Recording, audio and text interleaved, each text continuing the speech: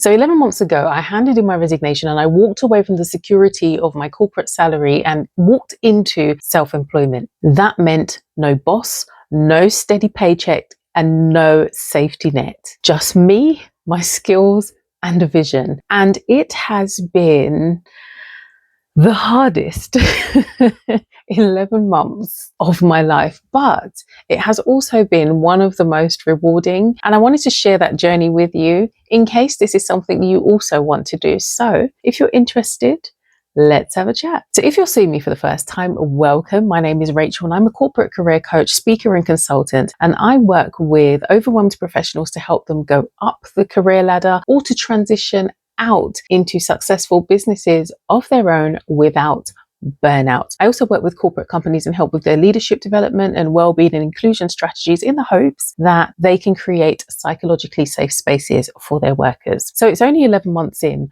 but this is around the time when I handed in my notice, and it really got me thinking about what has this journey been. And one of the hardest things that I've had to learn was that balance of freedom and discipline. If you have ever watched any of my videos, I speak a lot about the freedom mindset and the freedom to do my own thing. And that's what I wanted to be. I wanted to be free. You know, that Monday morning after I actually left and all my other colleagues were going to work and I was under my duvet, I could have stayed there. I remember walking to the gym one day and thinking, hold on, nobody's looking at whether or not I'm online. There's no instant messaging going off and ringing and finding out, where's Rachel? Are you in today? There was none of that. The freedom is brilliant, but freedom without discipline can spell disaster. And I quickly had to realize that I had to be disciplined in how I work or else it will fail. So as much as I can create the day my way, I had to make sure that I was completing key tasks so that I would stay on track, so that I'd be able to eat.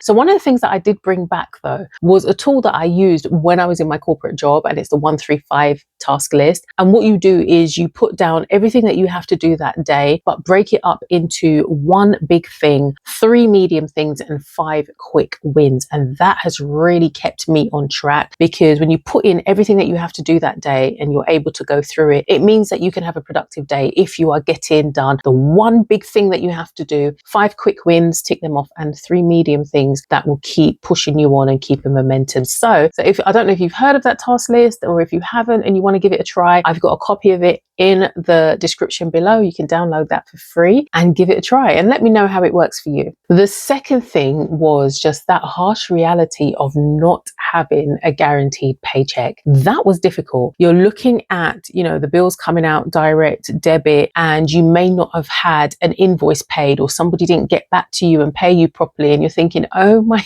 goodness, I'm not having a guaranteed number in my account at the end of the month. Yeah, that was one of the harshest realities. And you knew it was coming, but to actually see it and live it was just, that is hard. And it means that I've constantly had to be thinking outside of the box of, and not just thinking outside the box, but just thinking of what other things can I do to make sure that I am constantly staying afloat. So, what are my next steps? Who else do I need to reach out to?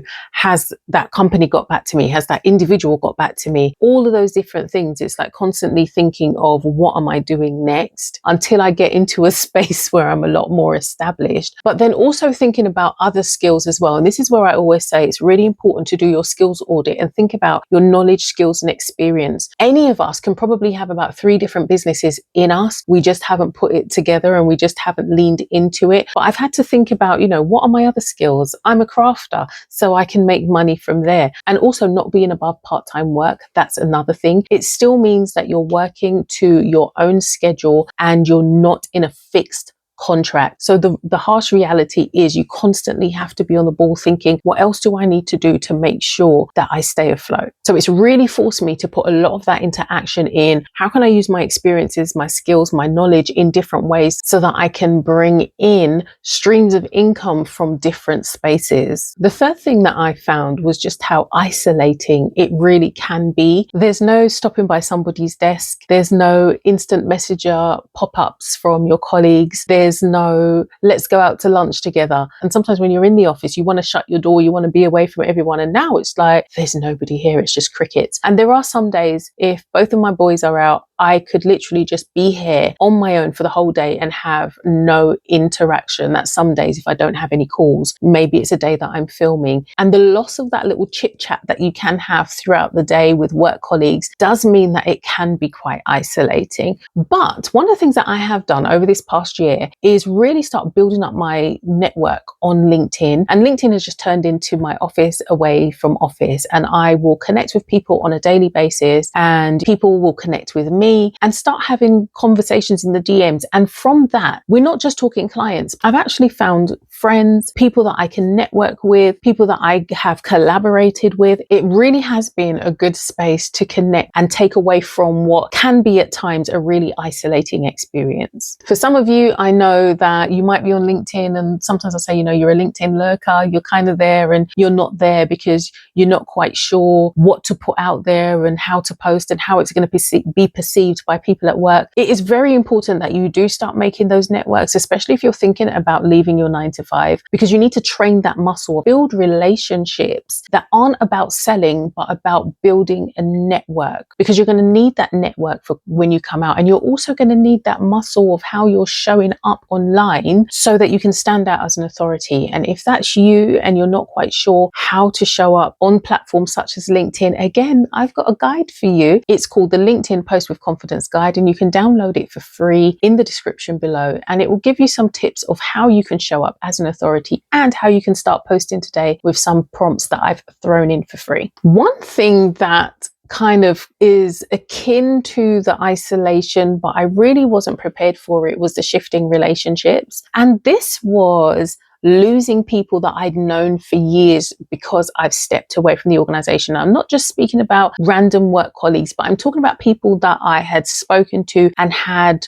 good relationships for years, and all of a sudden just feeling cut off. I think I'd mentioned this before in one of my videos, but one of the things that really hit home for me was how my leaving the 9 to 5 was viewed.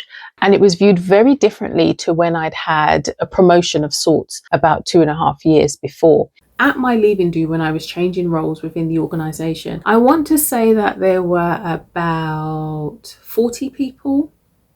I want to say 50, but I'm not too sure. So I'll be on the conservative side and I'll say 40 people showed up. And some of the people who showed up, I had forgotten about and hadn't even invited, but it was a pleasant surprise to see them there. And they came to celebrate that I had gotten a new role and I was moving on. And it was a lovely evening. When I was leaving my job for good after 19 years and I put out that I was having leave-in drinks, I only had 10 people come to my leave-in drinks, and 2 of them came just because it was across the road and they heard that there were drinks. And that really hit me, and I just was asking, where are these friends, the people who celebrated me going up but not going out? And that shift in relationships really hit home, that when you do take different paths along your journey, you are going to lose people along the way. But because of my activity online, I'm always meeting new people, and that has opened up so many new opportunities that would never have been possible if not for that. But I also deeply appreciate those of my friends and colleagues who still remain contact and are just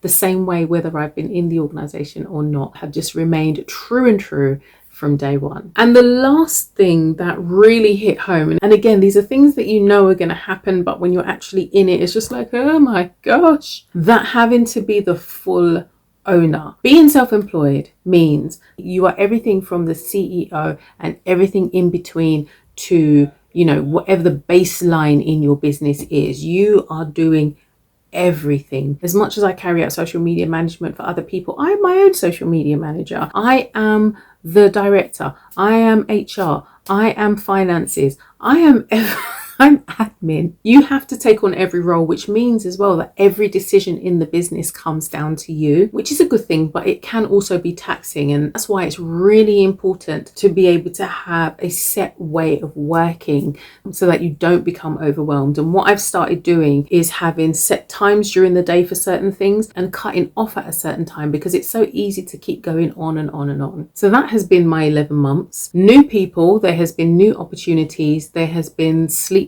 nights, there has been times when I'm biting my fingernails thinking, oh my goodness, have I done the right thing? But there's never been a point where I thought I've totally messed up and I shouldn't have done it. And for me, that has meant that I've grown through the process and been able to break through certain issues and barriers that I never would have even known existed had I not taken the step. I always say that with your best made plans, the only way that you can get through it and work your plan is to actually work your plan. And this is why it's so important to have a tribe. So if you are thinking of leaving corporate or you're already on this journey, I'd love for you to join me on mine. And so I've opened a membership if you would love to be a part of it. It's designed to provide you with support, strategy, and a community so that you can do this journey without burnout. So if you'd like to join us, the waitlist is open, so join the link below. So until the next video, here's to growth, freedom, and making the next 12 months even better. I hope to see you in the membership. Bye.